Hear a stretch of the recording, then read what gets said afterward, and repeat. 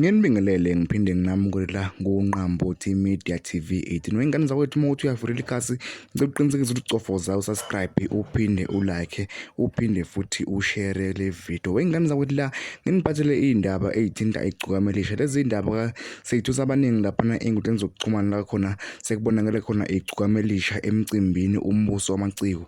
Kuzokhumbuleka wengane zakwethu ukuthi igcukamelisha lakhipha isinqumo sokuthi ngeke liphinde lihambele imicimbi emikhulu yeTheku ngemuva kokuthi lathukwa uZimdo Labiyela lapha emcimbini iMother of All.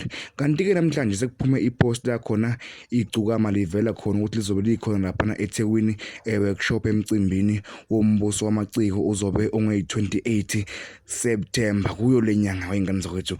Ngakuthokozela-ke mbukeli ukuthi ngizombona ukuthi wena uthi ngelezi indaba eseyiphumile ukuthi igcukamelisha liyabuyela emcimbini yeTheku.